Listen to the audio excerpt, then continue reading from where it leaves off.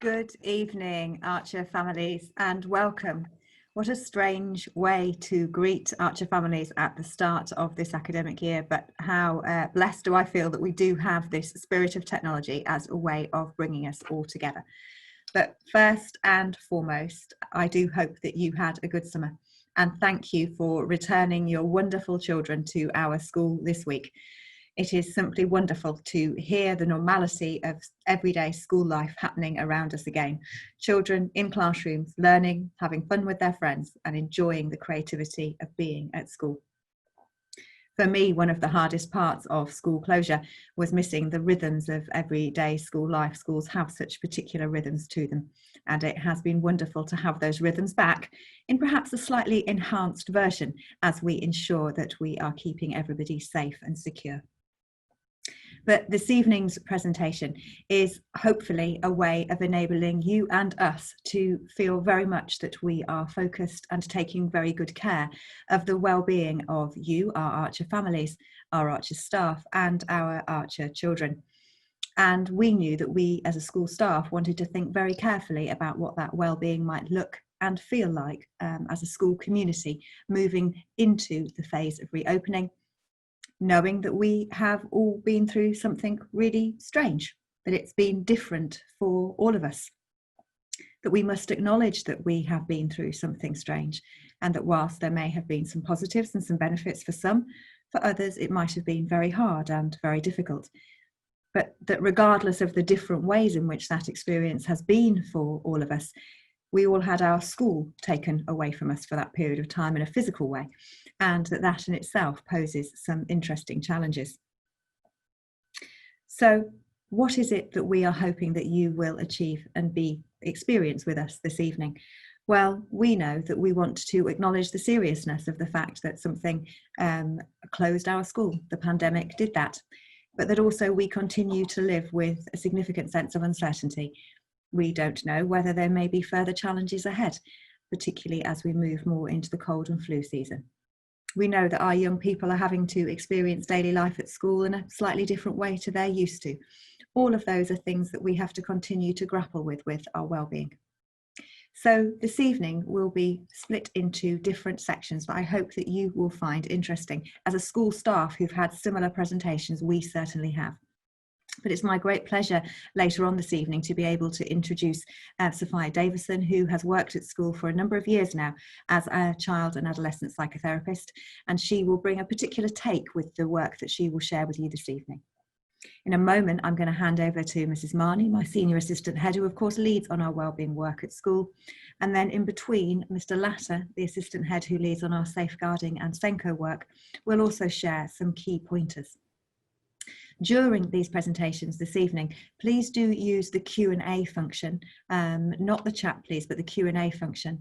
If you put questions through to me on that function, then we hope that we will be able to answer some of those questions at the end of the session, but also we may use some of those questions to guide the work and the support that we plan moving forwards. But Archer families, it's very strange not to be able to see you. Thank you so much for giving up some of your time this evening. I do hope that you are going to find this useful, interesting, and thought-provoking. So I'm going to hand over to Mrs. Marnie. Thank you very much. Hello and good evening, everyone. It is wonderful to have you all here. I'm going to start by introducing our presentation, and then I will hand over to Sophia. So I'm just going to share my screen with you all and start. Here we go.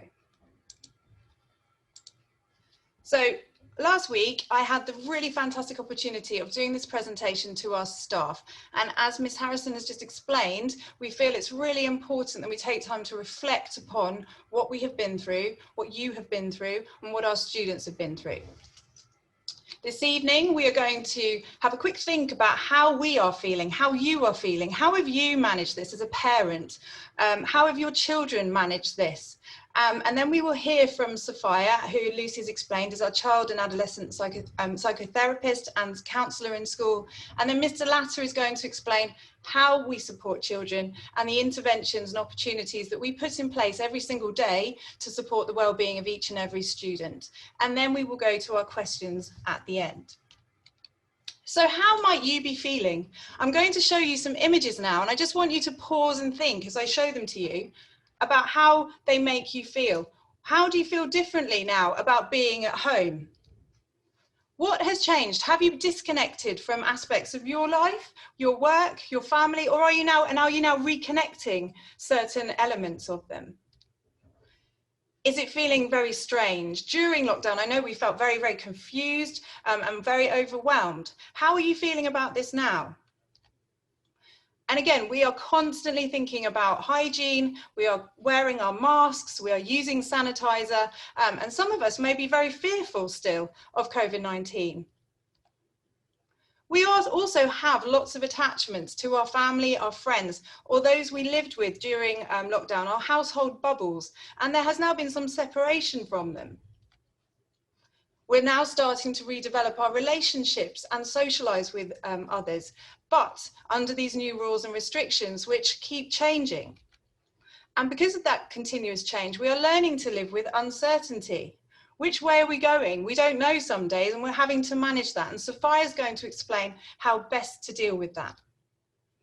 Some of us are feeling excited, though, about the changes and the fact that we are working towards getting back to our new normal. We are looking now to relaunch our rockets. You may be going back to work, you may be restarting areas of your life that were closed down for some time. And this is our new normal. So if this is how you are feeling, if any of these images really link to how you are feeling, how do you think students are feeling, staff are feeling, your community? And the fact is, everybody is feeling the same. We are all going through this, but depending on our experiences during lockdown, bereavement, who was in our bubble, whether we were shielding, whether we were managing illness, we will have all managed it differently. So I just want you to take some time to read this. Those who live through terrible times will often be able to help others, and some may go on to do something to make the world a better place. Even terrible things can teach some good things, like understanding, caring, courage, and how to be okay during difficult times. What positives have you taken away from this time? How did you cope? What coping mechanisms did you put in place, and how are you maintaining those? Because we must hold on to the positives. What we have been through as a community, we won't forget and will affect us as we move forward. But where can we bring positive elements into our everyday lives to support us as we manage the uncertainty that we deal with as we move forward? So I'm now really, really pleased to hand over to Sophia, who is going to approach this with some expert knowledge. And I know that you will find this presentation very helpful, because staff have been feeding back over the last week and telling us how fantastic they found her presentation. So thank you. I'd like to hand over now to Sophia.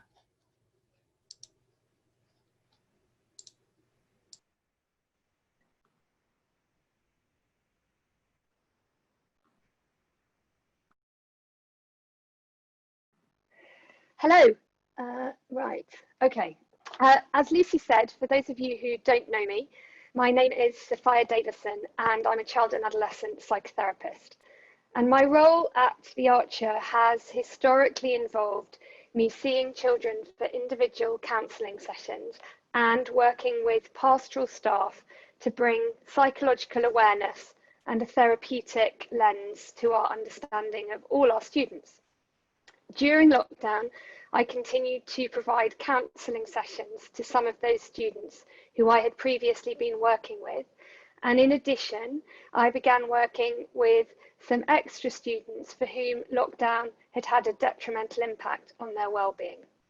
It helps that prior to training as a psychotherapist, I was a teacher for 6 years in secondary schools, latterly as a head of year at Alexandra Park School, before I took a career break and had 3 daughters. I've also worked at Highgate Primary as part of their inclusion team, supporting Year 6 students who were likely to find the transition to secondary school especially challenging.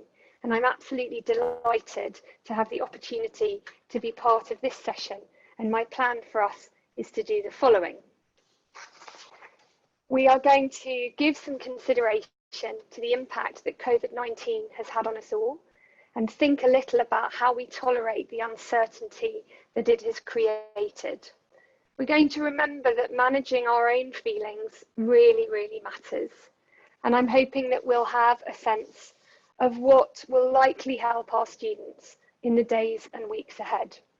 As part of that, I think it's really important that we think about the developmental considerations that affect teenagers. And I probably don't need to tell any of you who are going through being at home with adolescents that it can be a bumpy time. And finally, I'd like us to think about how we might use a psychological angle to consider some of the likely behavioural challenges that we as parents might face. Within that, the things that I think are going to be especially important to understand in light of the COVID-19 situation are the impact of trauma on behaviour and using containment as a means of supporting our children and ourselves. So let's think a little then about the impact of COVID-19. My key point here is that the impact will have varied hugely from one individual to the next, and we need to be open-minded and sensitive to that. Amongst this audience, there will potentially be wildly differing experiences of lockdown. There may be people who have lost loved ones, who continue to worry for their health or the health of others with underlying health conditions.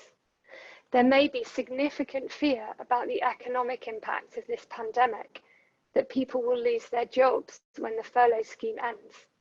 For some, there might be a degree of guilt that lockdown was broadly positive, that it provided space for other interests, and that it has even permitted some permanent changes for the better. Those of you with young children might have thought at times like the impossible was being asked of you. Could you look after them to the very best of your ability, and at the same time, could you work harder than ever? And those of you with teenagers may have found themselves challenged in different ways. Make sure they occasionally leave their rooms, police screen activity, and manage the potential fallout of GCSEs and A-levels being cancelled. Additionally, some of you listening may only now be returning to your places of work, and you may have mixed feelings about this, and I think it's important that we hold it in mind. Being a parent is really hard. I know this, I am one. I want to acknowledge up front how much is being expected of you, and to say that for some of you, either now or in the future, this may feel overwhelming. It is understandable to feel anxious about how things are, but that can make us feel vulnerable, and we don't always like to admit it to others for fear of how we will be perceived. To an extent, it still feels to me like we're living in a time of fear. The unease we feel is being seen in society as a whole and is likely to remain, and we will feel its ripples in school and in our homes. Our school community is a kind one, and never more have we needed to be kind to one another in school and beyond. To the extent that we can, we also need to try to avoid making assumptions about our students. They too will have had varied experiences of lockdown. Some have been relatively protected and nurtured because they benefited from time in school, or from having parents around more. Some engaged effectively with home learning, whilst others may have been largely disengaged. And of course, we have a new cohort of Year 7 for whom transition brings its own challenges. All of this has to inform our thinking as staff, and we are well aware of it. So let's start with the positive. Children are resilient, and whilst we won't know for a long time how affected they've been by this pandemic, they are absolutely wired to cope. And at the same time, we need to acknowledge what they have lost. They have experienced social withdrawal, and we, as the adults, have daily communicated that the world is not safe. We cannot expect them not to have been affected by that. Young Minds, which is an organisation which supports mental health for young people, have commissioned some research which suggests that older teenagers in particular have struggled, especially with loneliness, a lack of purpose, and a lack of motivation during lockdown. But it would be a mistake to think that all our teenagers have found lockdown difficult. In fact, for some, it's provided an opportunity to sidestep some of the anxieties and pressures they usually face. Some have really enjoyed the bubble of home, and it may have revealed an unhappiness with school that hadn't previously been so visible. For instance, children who found friendships difficult before this situation may have found lockdown a form of respite, and emerging back into a social life may be tough. Most adolescents are delighted to be able to go out again, but not all. For some, anxiety about leaving the house may be tied to other difficulties, such as OCD or phobias, which the pandemic has brought to the surface. So whilst many of our students will be pleased to be returning to school, even amongst them, there is likely to be anxiety about how this will work. And we as parents and staff need to hold that in mind. We need to see the world from their point of view and help them take small steps towards feeling more confident. So what might we be especially concerned about? Children and adults, and of course that might include some of us who have already experienced mental health difficulties, are at particular risk of struggling further. There's a neurological explanation for this, which I'll attempt to explain. This crisis is frightening, and it disrupts our capacity to regulate our emotional and behavioural states, interferes with our optimism, and compromises our ability to trust and feel safe with one another. In other words, it causes threat-related responses within the brain and body. What do threat-related responses do? They lead to fight, flight, freeze behaviours, which will show themselves at one end as anxiety, irritability, loss of purpose, numbing, problems with eating and sleeping, and so on, and at the other end as more complex mental health difficulties. Traumatic events retune our autonomic nervous system, the part which is responsible for threat-related responses. So, if we have already experienced trauma in our lives, we are likely to be finding it harder now. It isn't COVID-19 that's the cause of it. Rather, it's that the previous trauma has made our autonomic nervous system far more likely to overreact to other traumatic events. And there's an additional complication. We are a social species. We're dependent on co-regulation to make us feel safe. It's how we dial down the autonomic nervous system and we recruit our social engagement system. But COVID-19 presents us with a paradox. Our nervous system is being challenged to simultaneously avoid contact with the virus and fulfill our biological need to connect with others to feel safe. The very things that help protect us from COVID-19, quarantine measures, social distancing, wearing masks, disrupt social connectedness. Even the name social distancing doesn't help. I wish we could call it physical distancing because we so need the social component. And on top of all of this, we don't really know when the pandemic will be over, which brings me to the challenge of tolerating uncertainty. This is a huge learning curve of acceptance of ourselves, of others, of the situation. I find it incredibly hard not knowing what will happen generally, and this situation has certainly not helped. The uncertainty about what will happen next remains, and it will be a source of considerable anxiety, not only for our students, but also for us. In the long run, this will boost resilience, but it's important to be honest. We have all been worried. The virus is an unknown, and to an extent it remains an unknown. We need to show students that we can survive even if things go against us in the future. Call it our game face if you like. If there is a second wave, yes, we will be disappointed, but we will get through.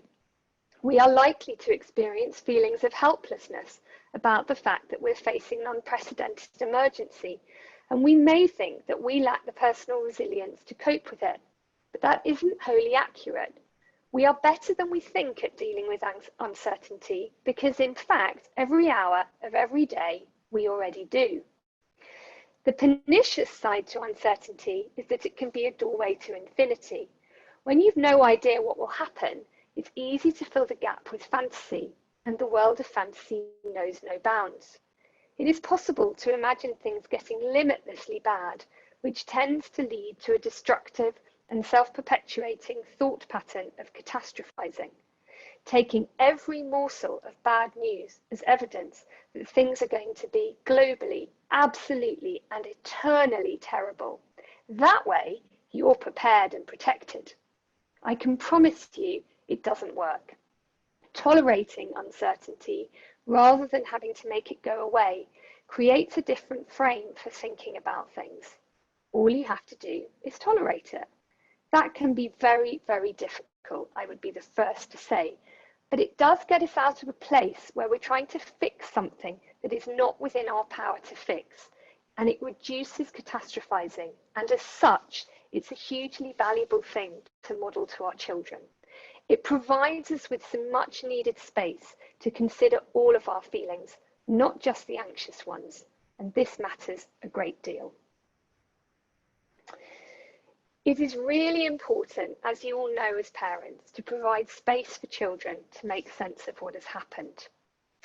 I think that's a big ask, because the reality is that we, the adults, don't necessarily understand ourselves. We will all feel differently about this situation, and that's okay.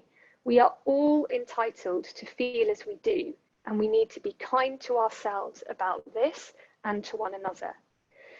Speaking for myself, I have a propensity to be anxious, and when I'm particularly anxious, I tidy my house a lot. I don't really clean, and arguably that would be more helpful. Rather, I tweak cushions and I obsessively wipe our kitchen island as if it's a surgical surface. And best of all, I move my family's belongings, which they have jettisoned all over the place. At times during lockdown, my house looked terrifyingly tidy and no one knew where any of their things were because I had relentlessly put them away. Not restful, not helpful. My point is this. I wonder if in some ways we have all become exaggerated versions of ourselves, good and bad, during this pandemic, and whether the same might be true of our children. We need to find a way to manage our own worries in such a way that they are not affected. And it really matters, therefore, that we model a healthy attitude of self-care. In terms of your own well-being, how well did you look after yourself during lockdown, and to what extent has that continued? What helped and what didn't? The chances are that the things that helped, eating well, sleeping, exercise, having fun, also helps our children. Within school, we have thought a great deal about how we can cultivate the necessary stamina to manage this term. We know that it's important to be flexible, adaptable, and to accept that we're going to have better and worse days, and so are our students. I would say that we need to model this at home too. We need to ground ourselves in order to ground our children. And there are certain things that we know help, and I'm afraid it's back to the brain. The single easiest way to ground ourselves is through breathing. It's like a reboot on a computer, and it resets us when we feel that we're falling. Put simply, when we slow our breathing down, we communicate to our body to get out of fight-flight mode and get into rest and digest mode. There are 3 simple ways in which we can do this. I'm going to show you on the screen. Do them for yourself in those snatched moments when you need a reset, or do them with your children if that feels supportive for them. Before bedtime can be quite a nice time. They're all self-explanatory, beginning with the one with the numbers. I find that the older teens quite like this because they tend to want to take control over it themselves, and it's obviously very clear. Actually, my favourite one is the tracing around my hand, and the reason for that is that we know that touch is very soothing. It's also much harder to rush it and therefore reduce its efficiency. Sometimes I'm aware this can all sound a bit much. Plenty of people think, I haven't got time to do breathing exercises. I'm simultaneously thinking about work and I'm supervising homework and what are we having for dinner? And at the same time, you can feel that your stress levels are rising. Trust me, this is often my daily experience. My top tip for achieving a similar outcome is to slow your words. down a lot. Introduce pauses. It's not quite the same, but for those of you for whom taking the time to do a breathing exercise is just not realistic, or you just don't think it'll work for you, I recommend that as an alternative. We know that predictable cues of social interaction, smiling, gaze, tone of voice can down-regulate our reactions to threat, whether the threat is tangible and observable or invisible and imaginable. This is challenging at the moment with so many of us wearing masks, so it's worth bearing in mind. Indeed, we may need to compensate in other ways. We've given thought to how we might manage this in school, but I think it might be worth initiating conversations with your children at home along the lines of, I'd imagine it must feel really strange to see so many people wearing masks in school. It must make it harder to engage with them and know how they're doing.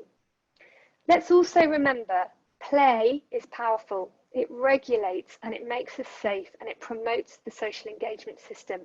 And as parents, you are really well placed to ensure that there is appropriate downtime at home. Having fun is important. Actively planning enjoyable things for the future, however small they are, helps us feel better.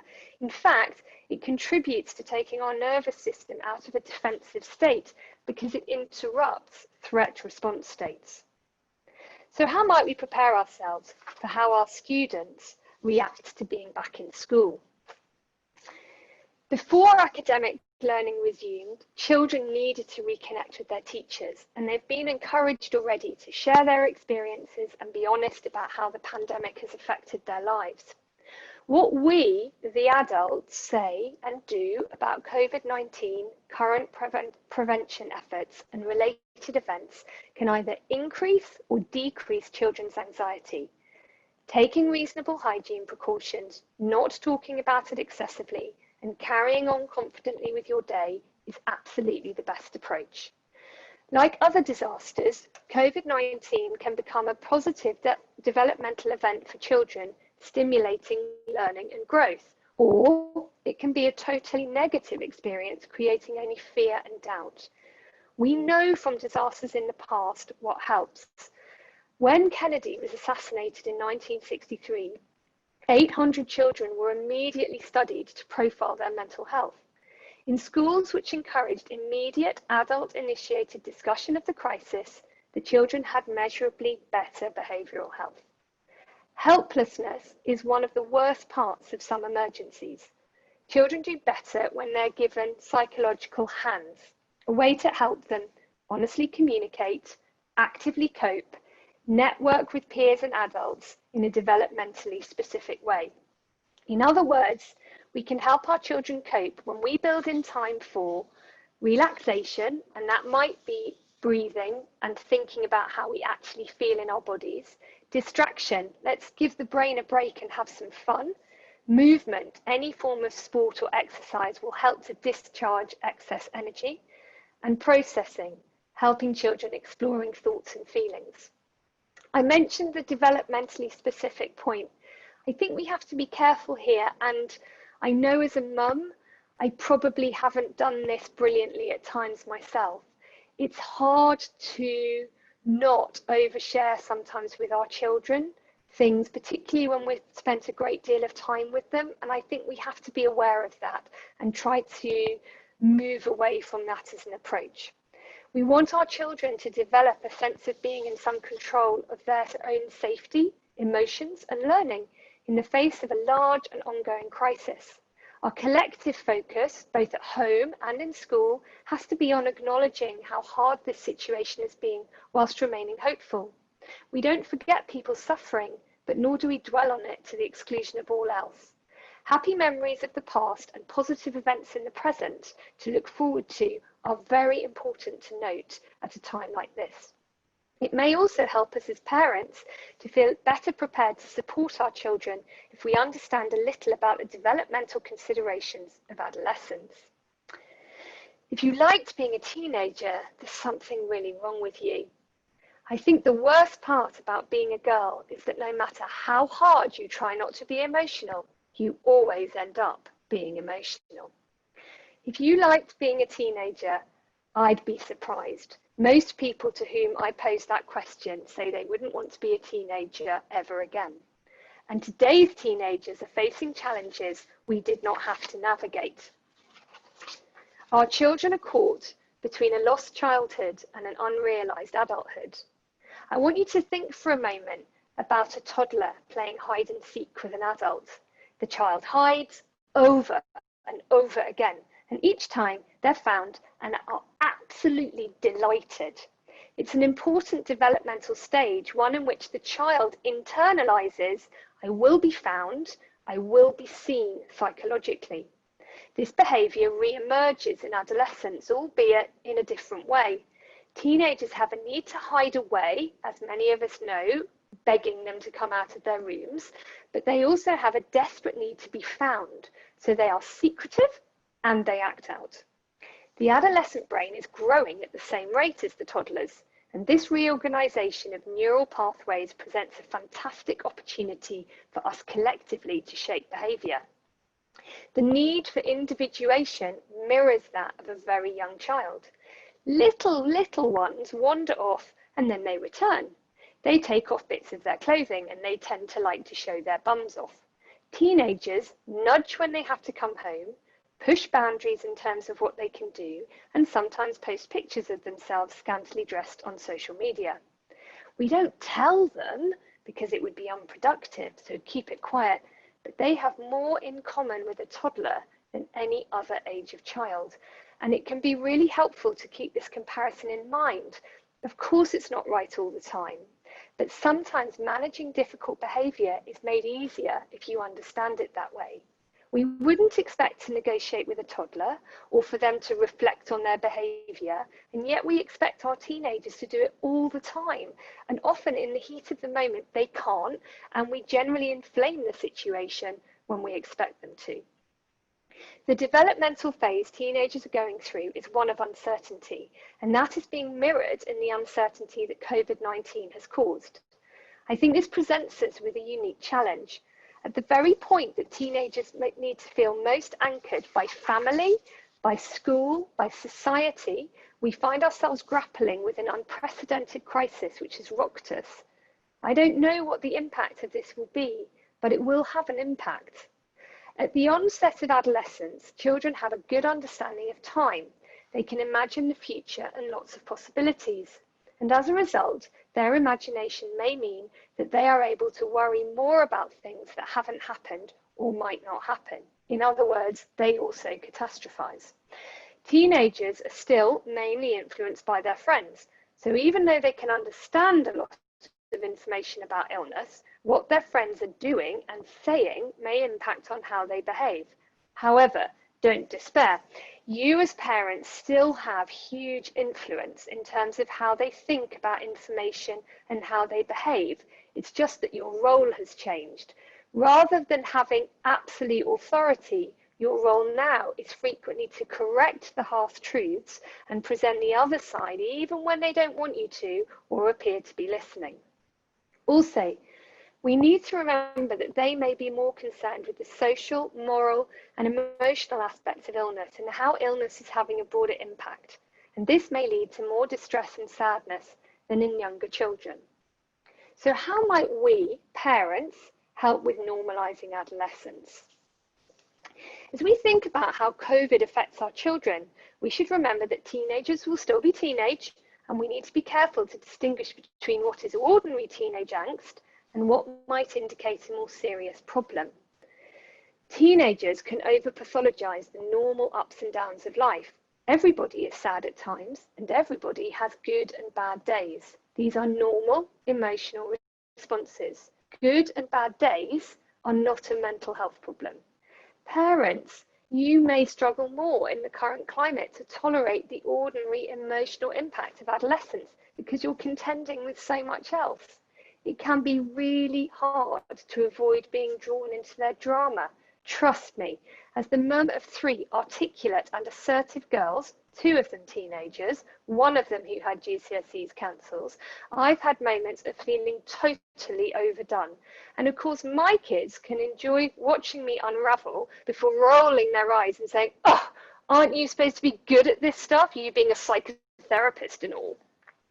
So what are the sorts of things our students might feel specifically because of COVID-19? They may worry more about mortality, their own and other people's. This is especially likely if they have lost loved ones.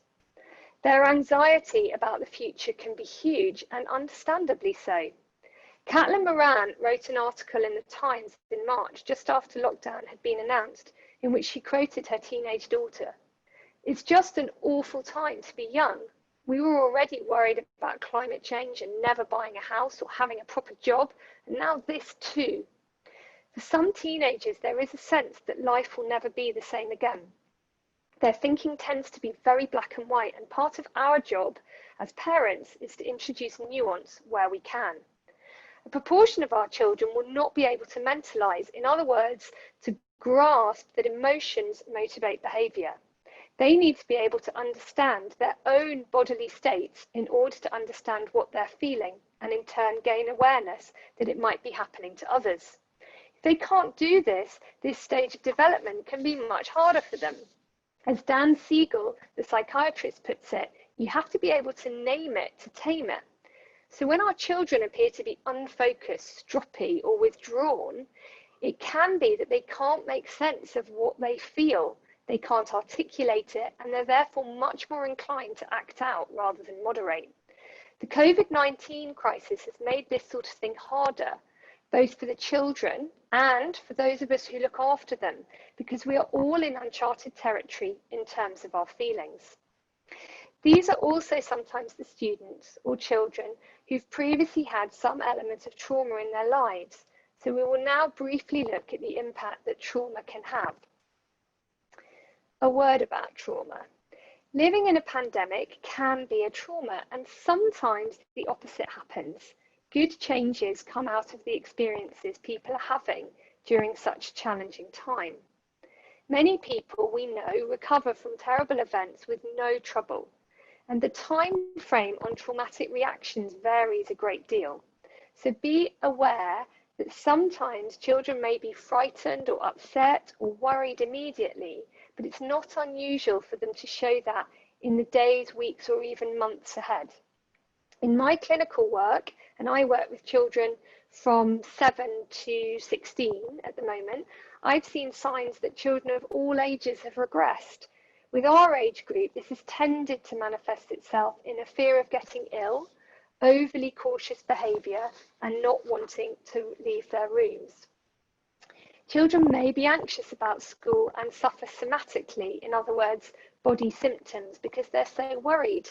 They may not even know what they're worried about. They may have trouble remembering what happened, or sometimes remember bad things that they'd rather not think about. They might be afraid. They might have no feelings at all and become emotionally numb. And this may mean that they're not able to pay attention or learn. Intrusion of unwanted thoughts, avoidance of memories, and arousal of anxious behaviours all indicate some trauma.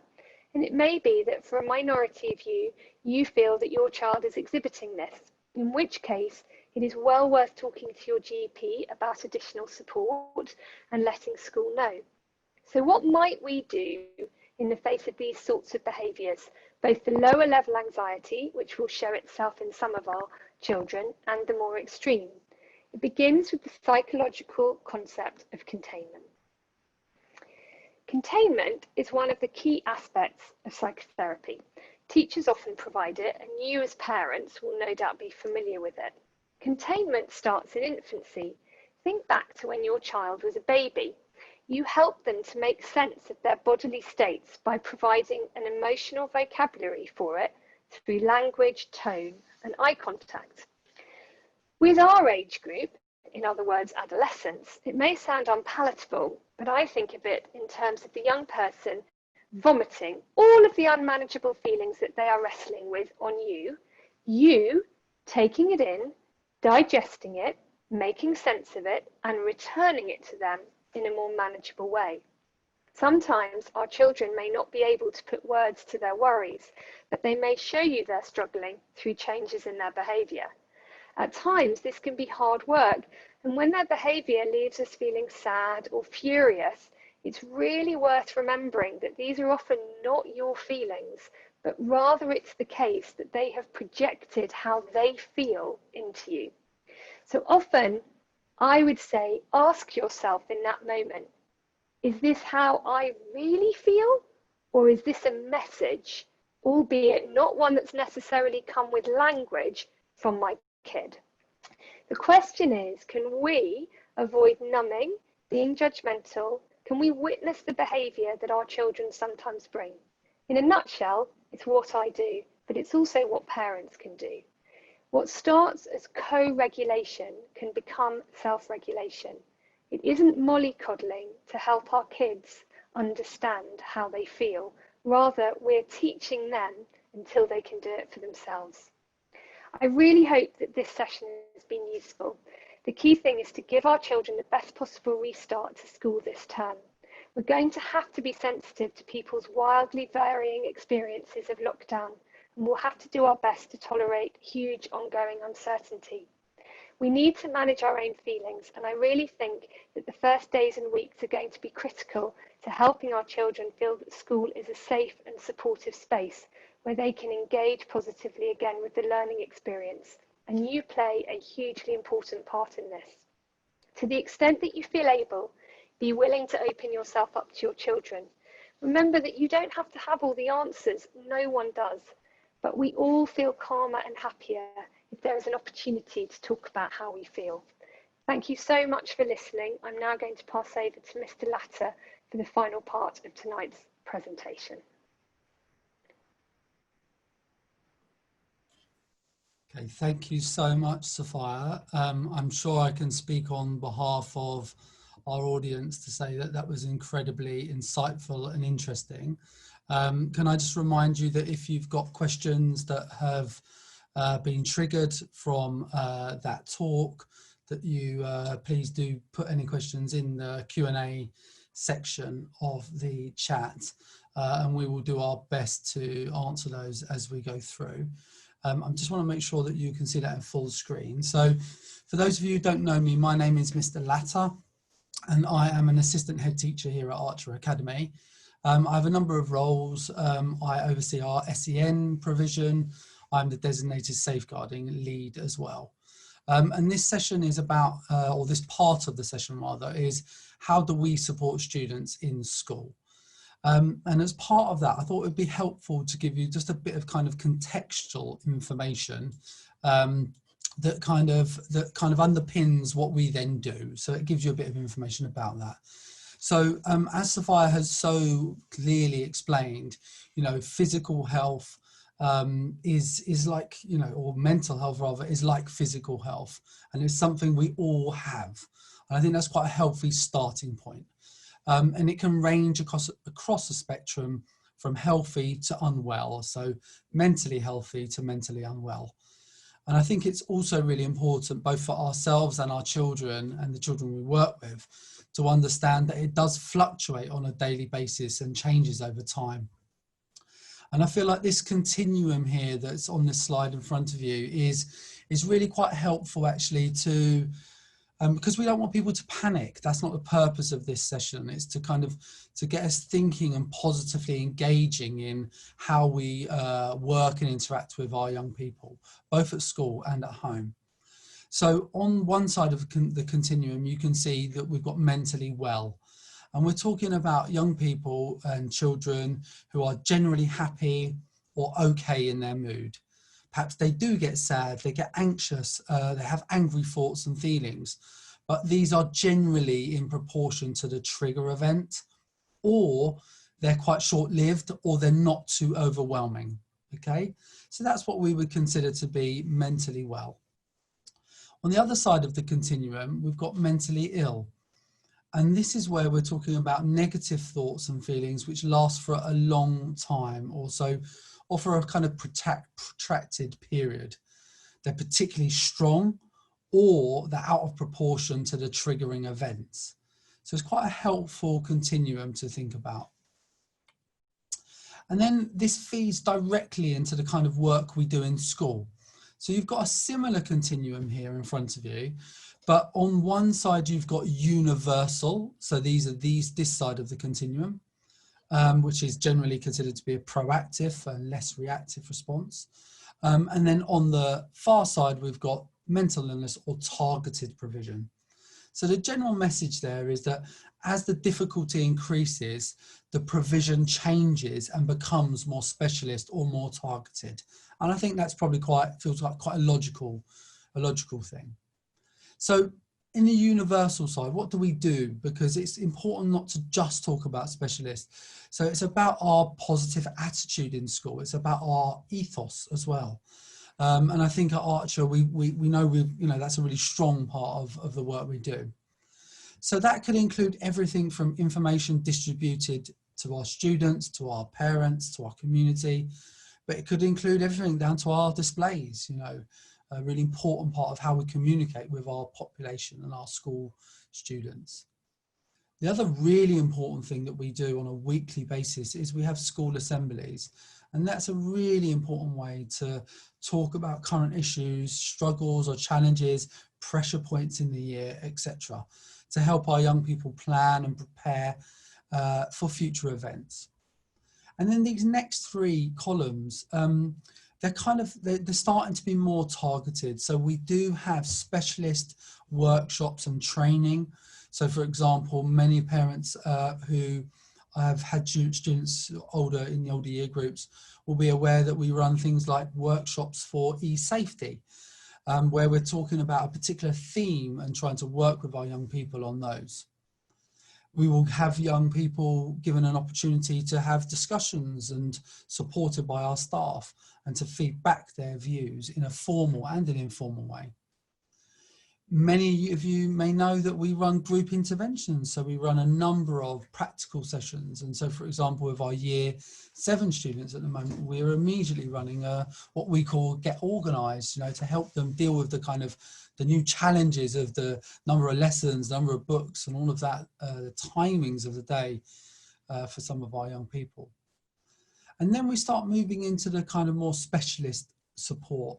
And so many of you will be aware that all of our students have a form tutor. Every young person has a head of year, and they will do quite bespoke work and meetings and conversations with our students to support them when needed. And then we move into kind of what we call kind of intervention, direct intervention or treatment. And so, for example, you've met Sophia this evening. Sophia is one of our school counsellors. We're very privileged to have her input at school. And it's a very comforting thought that the person who's spoken to you this evening is the person who is working with some of our young people who need that direct intervention. So it's really important that you have a sense of how we work within school. But Sophia has touched upon the fact that we don't just work internally. One of my biggest parts of my work is working with external professionals. And so it's really important to know that we have a very collegiate working relationship, for example, with the Community Adolescent Mental Health Service, or CAMS. We work with specialist bereavement services. We work with services that provide support for young people around drugs and alcohol for older young people. So we are always working with specialist external services to support students in school. I wanted to move on to one or two other bits and pieces, and Rufus is a bit of a star here, who's our therapy dog. But as I've mentioned, we have assemblies and tutor time. Some of you may have heard of something called Circle Time, and it was popular. It's been popular for a number of years now and very popular in primary schools, but it has huge application in secondary schools as well, particularly for our younger students. And it gives them kind of a non-hierarchical way of discussing issues, listening to each other proactively, taking on other people's views and thinking about how we work together to find solutions. So Circle Time is a very powerful approach. It might sound silly, but I mentioned earlier things like the ethos of the school, but if you're not noticed when you are rewarded, or sorry, when you're doing something good or you're not rewarded for that, we often find that young people might start behaving in a negative way to get attention. So it's absolutely crucial that rewards are given out by schools acknowledgements of hard work, etc. And then we respond to that appropriately and share that with our parents as well.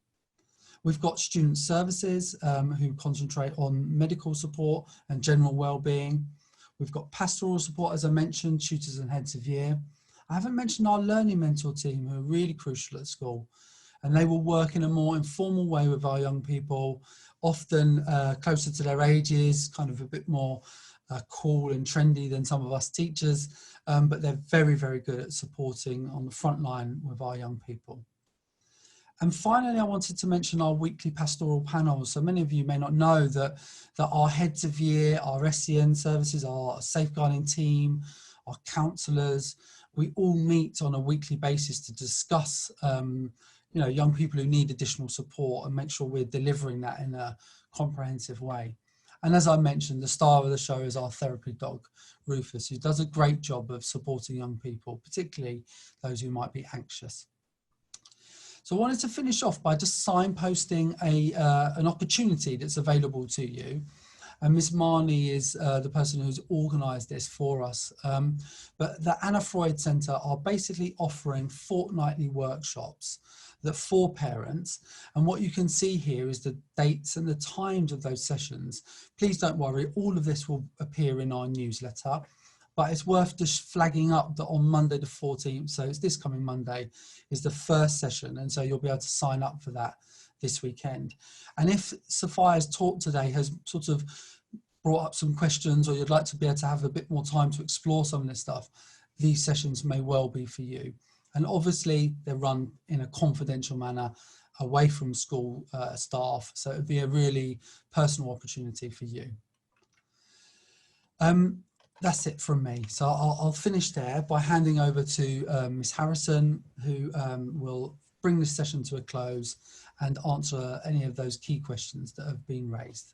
Thank you for your time. Well, thank you, Mr. Latter, but also thank you to Sophia and to Mrs. Marnie as well. I do hope, Archer families, that you have found that interesting and thought-provoking, giving you some space to think about the huge differences of issues that we are all contending with at the moment.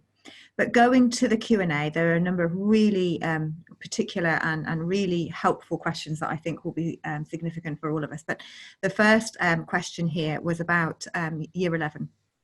And I'll be very honest in saying that protecting and looking after our Year 11 at the moment is something that we all know we need to take really seriously.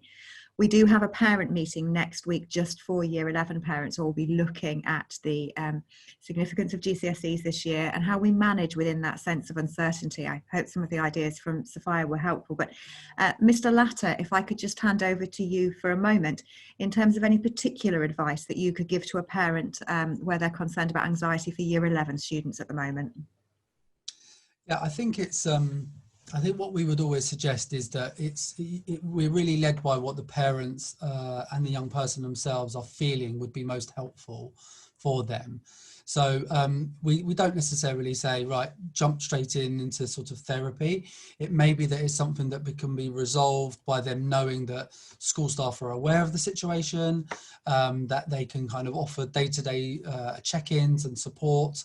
But I think what we would be saying is that once we've put that sort of support in place, be it a learning mentor, working with a head of year, that if you feel like it's something more deep rooted, that it's definitely worth going to a GP and getting referral to CAMHS.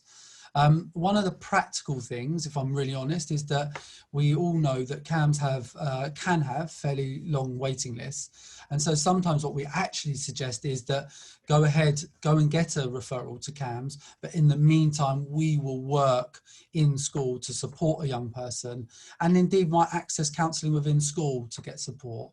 But I think also when you're talking about anxiety, it's important to talk about how we can support in relation to in class. So it may be talking to the teachers and of that young person to support them, to reduce pressure, etc. It may be an issue, for example, about where they actually sit their exams or their assessments. That might reduce anxiety.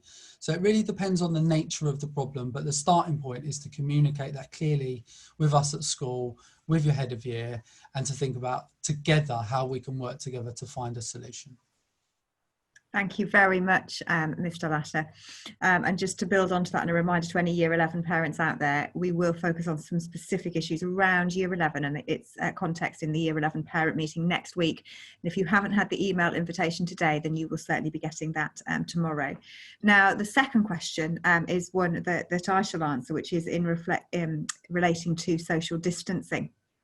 From Mr. Haber, asking about why we are not practicing social distancing in the classrooms at the moment.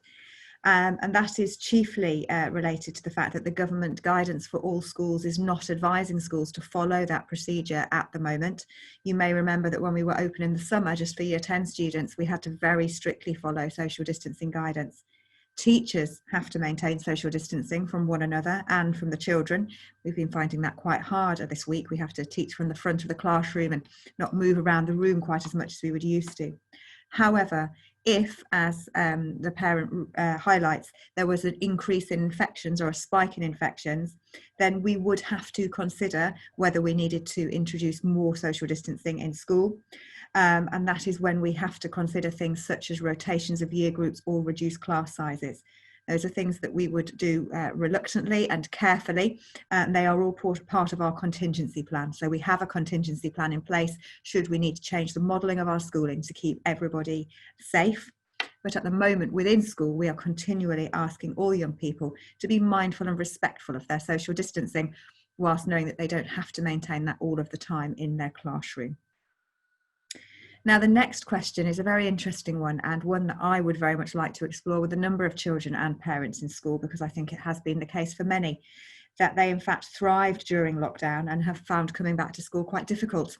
They enjoyed online learning and they enjoyed learning in that way. So I wonder, Mrs. Marnie, if you could give us a few thoughts there, please, about how we can support the confidence and self-esteem of children who actually flourished in that different kind of environment. Thank you. Yes, well, we understand that many children really enjoyed the time at home. And as I showed you with the images at the beginning, we understand that children have attached to their home. What we are doing regularly is talking to our students about how to express their concerns, because I know that's another issue. Maybe your child doesn't know how to reach out. We have got a student wellbeing email. We have got posters up around school. We are signposting to students regularly around the school and in our messaging about how to reach out if they are concerned about not feeling quite right in school at the moment, about finding the change and the transition back to school a bit odd. And we, as we have highlighted, we can put lots of things in place, having a chat with you, having a conversation. If you as a parent want to come and let us know if your child's not confident to, we can make arrangements with you to address those issues, look at the timetable, consider where your child is finding things difficult, what they've really enjoyed about lockdown, and having a really open conversation about the best way to reintegrate your child. Thank you. Thank you, Mrs. Marnie. But I would always ask parents, please always talk to us so that we can work together. It might not be immediate solutions, but it's by working together that we can best safeguard your child. Now, another particular question that's come through from a parent has been also related to anxiety, in the fact that their daughter came back to school and found the first day very difficult, and has come, then took a day off and has come back in today, wanting to know really how to help and deal with that. And I just wondered whether any more broadly, Mr. Lasher, there are any comments that you would share there about how we help a child who's feeling that state of being a bit discombobulated at the moment. Well, I think, I mean, hopefully Sophia's presentation has kind of really addressed that kind of head on. I think the reality is that we need to listen to our children. We need to give them an opportunity to feel like they're being heard. I know that there is a tendency, both as parents, as a parent myself, but also as school staff, is that we will rush in with a solution. But I really feel it's important that we're listening to our children and trying to help them start to think about possible solutions. But saying that, we also need to give really clear parameters about what's manageable and what's not, because obviously as a school, we can't encourage young people to stay at home with their parents, even though we can understand that. So I think at that point, I think it was definitely, as is a theme that's developing here, it's about communicating with school staff, letting us know there is a problem. and then seeing what we can do, because sometimes that friendly face, meeting someone down at the the front gate and just walking in, having a polite chat, that can be enough for young people, but I think the main message I would like to convey is that ultimately we have to find the resilience to start to re-engage in our schooling, knowing that each day it's likely to get just a slightly bit better, and there might be good days and bad days within that, but ultimately the more they stick at it, the more they work with us, the more they communicate with their parents, that gradually they can start to find some solutions. Thank you, Mr. Latter. There's a question here about clubs, and that the fact they've started running outside of school, why are they not running in school? I'm sure you can appreciate that we're taking things very steadily at first to make sure, first of all, that we can have children back in school safely and learning in their classrooms. But our clubs and activities will begin in a small way next week. Please look at the newsletter for the first timetables of activities. And then from the week of the 21st, there will be further increase in activities. We're going to have to keep this very carefully under review to ensure that we can do them safely, but we're as desperate as you and your children are, as a school that usually has hundreds of things going on all of the time, to get those things back and going. And then the final question that I'm going to pick up this evening was related to, I think, two questions quite similar actually, about how we enable children to find the language to talk about how they're feeling. And I think it's really interesting that two parents have raised that question in a different way.